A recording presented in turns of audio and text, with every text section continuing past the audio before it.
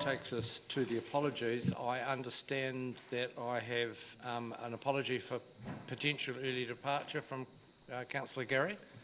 Any further apologies? I'll move that. Sorry?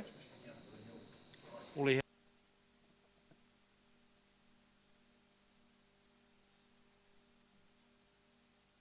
Councillor Elder has apologised. Is Councillor Elder? Oh, all right, and apology for absence from Councillor Elder. I'll move Councillor Wilson to seconded. Those in favour, please say aye. Aye. Against, no. That's agreed.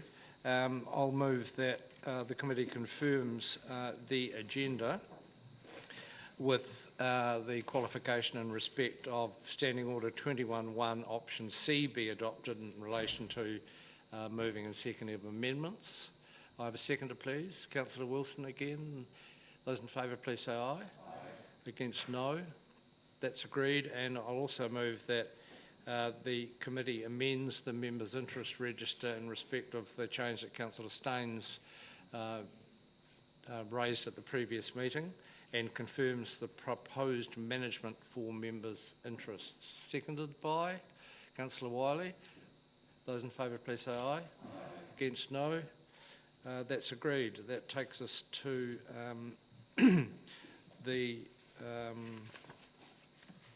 item in respect of the non-financial activity report. Now, Ms. Pinfold, and she's on her own.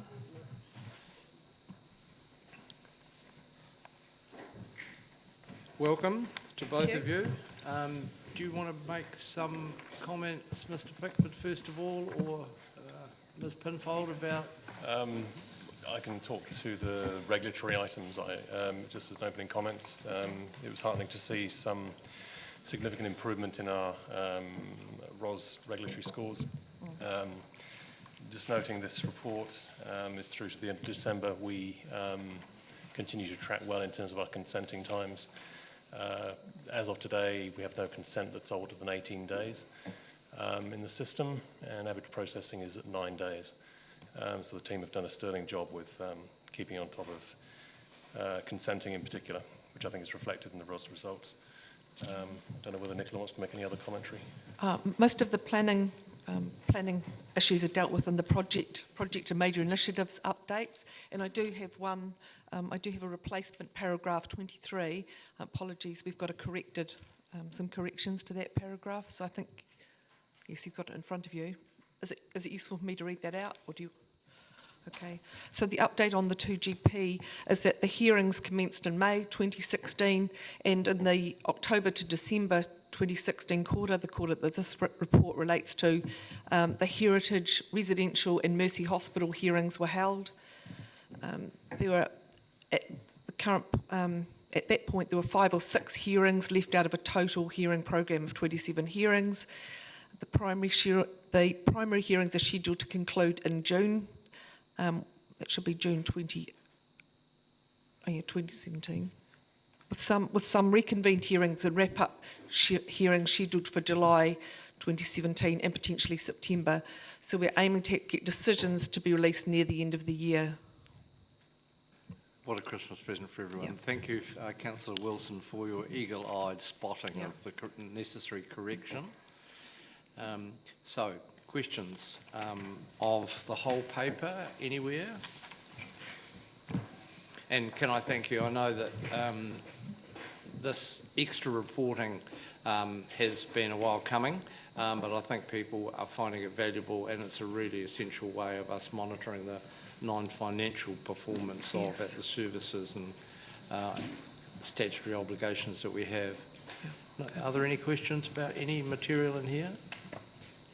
Appear to be none. Then I'll move that the report be noted. Can I have a seconder, please? Councillor Staines. Those in favour, please say aye. Aye. Against, no. That's agreed.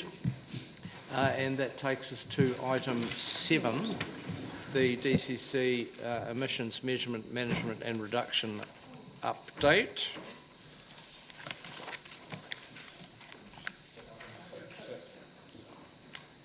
You're absolutely correct. I apologise. Item 6. Greetings. Now, would you like to make some comment about the paper before we go to questions? Yeah, just to say, like, we're really pleased to be in the 3rd year of the emissions reporting for the council, and I think I've brought Jessie here today because she's done a lot of the technical work on it. So it's not a small piece of work, but I think it's very valuable having these results. Thank you. Questions, councillors? Councillor Hawkins is pouncing. It's not an accusation levelled at me often. Thank you, Mr. Chairman. My question is around, and I'm sure I ask a variant of this question every time, but the things that are and aren't included in this reporting stream. And my understanding is that it's essentially things that are dealt with in-house are and things that are contracted out aren't. But we do seem to be including the landfill as part of that, which we don't deal with as an in-house service. So I'm just trying to get clarification around where that boundary sits.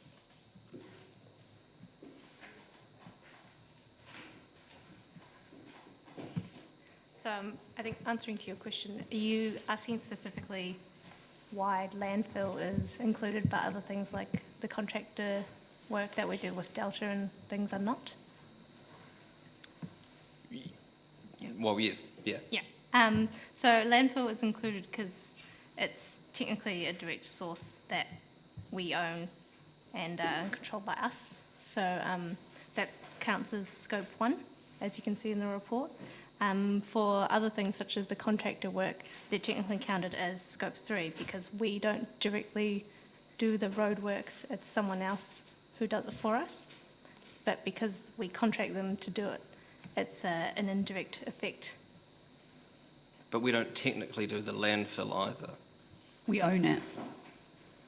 You own so it's about the ownership of the facility rather than the operation of the Yeah, facility. but to add to that, I think we have taken on board the contractor issue. I think that was raised last year, and we're now, I think we've recommended we've said in the report that we're intending to get a report alongside the inventory the next time around that actually looks at the contractor emissions as well, so that we have that information and can decide what we do with it from there. Great. So we have taken that feedback on and we're trying to address it. It's quite crude because I understand that the first way of doing that is to take a financial look at how much we spend on a contract and what area that contract is in, and then do a sort of a rough calculation of how much the emissions would be. It doesn't involve requiring the contractor to do any reporting in that first stage. And just following on from that, I guess, is that methodology consistent with the work that we're doing around the compact of mayors, which obviously requires us to measure emissions across the city anyway? I think it would be fair to say there's a lot of ways to measure emissions, and we run into those issues regularly, but we do our best to keep the whole picture making sense. And the Compact of Mayors work actually picked up an issue with the way the landfill emissions are calculated, so we're currently working to find out what has gone on there. Yeah, I think it's just a problem of different methodologies by different companies and following different sort of protocols. And I think it's just, for compacted mayors as well, it's quite different. They look at the city's overall emissions due to the activities that happen in the city, rather than, if you're thinking of contractors, I guess it's... DCC. Yeah, it's just DCC related. So has any thought gone into picking one as a methodology for how we measure this kind of work? I mean, rather than having staff following, or contractors to the council following different methods to calculate the same things. I think I think you saw us go through the emissions trading scheme process. We're required to do things in different ways, so we can't just pick, unfortunately. And I think that will come. I think it's still early days for carbon measurement, and people are trying to do it in different ways. And at some point, hopefully, although I look at plug sockets and things and that never got solved in terms of doing it in a uniform way, but yeah, hopefully we get to some kind of more uniform approach. Councillor White, you had your hand up. Nicola, I sent you through the question earlier, but same thing, following up on the sorry, Maria. Sorry, Thank you. flattered to be I send it to interchangeable. both of you anyway. But Maria, following up on the question regarding the landfill, was any of that addressed in the contract just awarded and against, was a requirement for the activity, the greenhouse gas emissions to be reduced as part of the contract, whether it was through technology or management or any other ways? I spoke to the solid waste manager, Kath Irvine, and what she has said is that the contractor is trying to maximise efficiency from the gas recovery. So, yes, it wasn't said in the same way, like reduce emissions, but because they're trying to get the maximum sort of gas recovery effectively, that is looking at how to minimise the emissions. Okay. Slightly different topic. Dunedin City Council's electric car fleet. Yeah. And again, the question I sent to you earlier, has the council received any grant funding from the government for charging stations or even for the fleet of vehicles? To date, no. The first round of the government's sort of main scheme for that we can apply to for electric vehicles has occurred, and we looked at whether we could do something in that, but it didn't quite come together. But we think for the next round we will be applying. But to date, we haven't received any grant funding for any of the electric vehicle infrastructure or fleet upgrades that we've done. Okay. But there's been more than one round for charging stations, I understand? There's been one round. There's only been Yeah. one? Okay. And so are they in the process of another one at the moment, are they? I think we're coming into it, yeah. Okay. Councillor van der Vos. Maria, you said that you think that this is very valuable. I see 25 pages of work here, which must have involved a great deal of staff time, and a carbon footprint all of its own. And I'm wondering, where is the value for our ratepayers, for instance, in doing all of this work and spending all of this money to measure something which could just as well be done as a desktop exercise in the dark?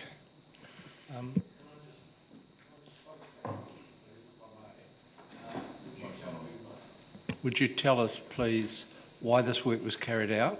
Because my understanding is it was at the request and direction of this council. Was that not the case? My question, Excuse me, if you councillor. please. Excuse me, councillor. Is that the case, Maria?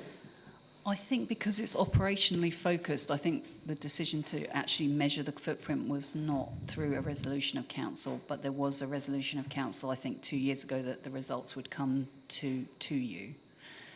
And I can address the question of value. I think if we don't know what our carbon emissions are, it's very hard for us to target any kind of emissions work at the operational level. So I think it is a long game, but it is definitely highlighting. I think what that inventory does do is highlight where our biggest emissions are and also where we have emissions that we could actually do something about.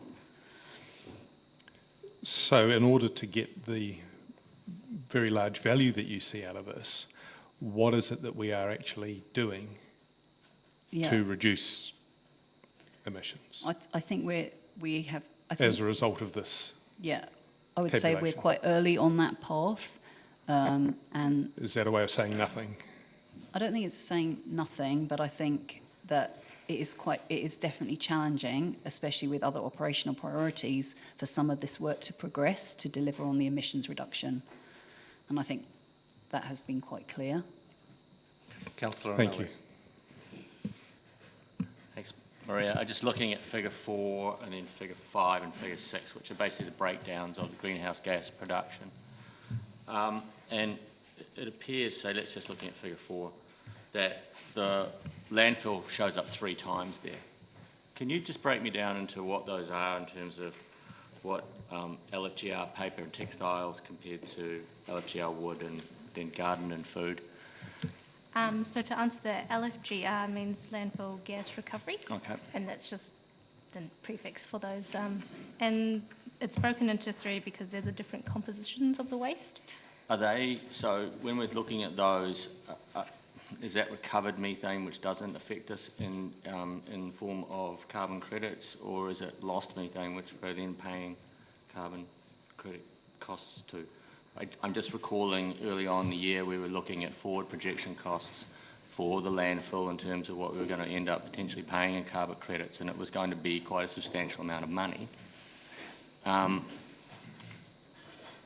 my question really is probably past you guys and on back to solid waste again.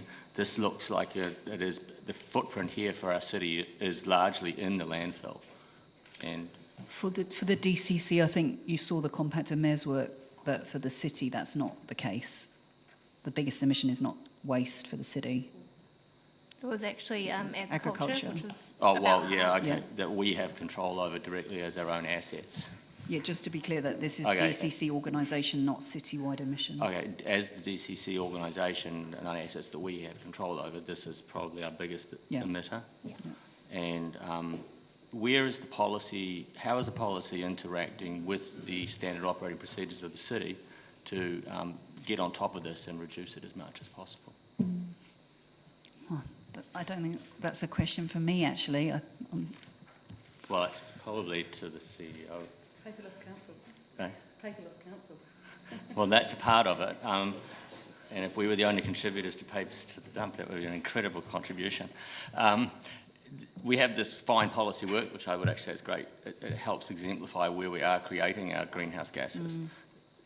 The way I see it is that needs to be converted into procedures that get on top of it. And I guess my question is actually back to the CE. It's like, how are we progressing between this report and then operating behaviours?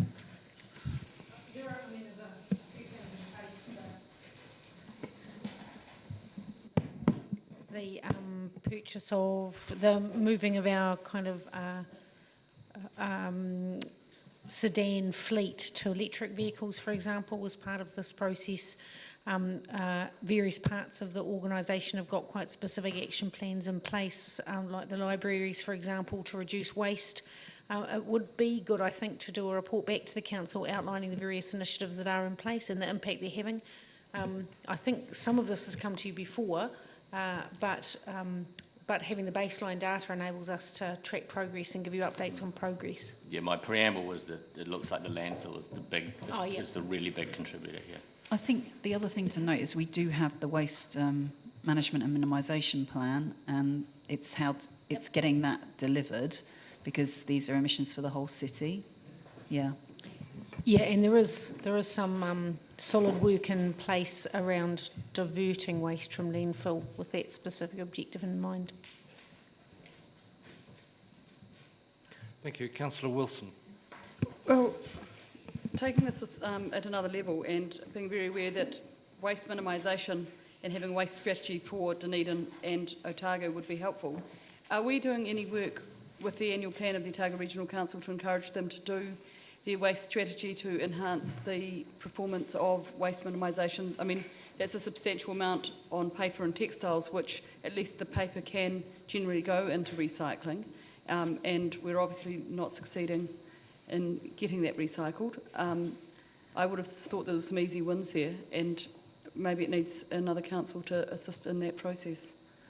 I have to say this starts to get outside of the area of responsibility. We measure the emissions. I can't really speak to the action like within our waste teams or with our waste teams working with the regional council to enact work to reduce the emissions.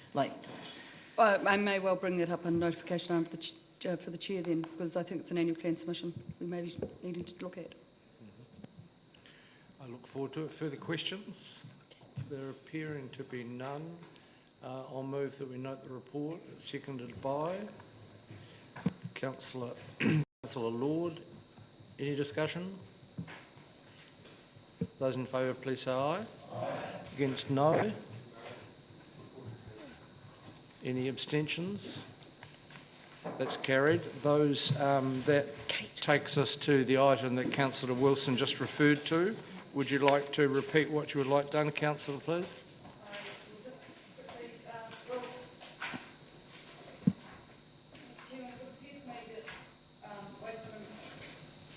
Waste minimisation is something that this council is keen to see happen, and when you see of the figures both in this and the Mayor's Compactive Mayor's report earlier, that the landfill is a substantial contributor to our greenhouse gas and, emissions generally, and liabilities and carbon. I'm just wondering whether we encourage through the annual plan process waste.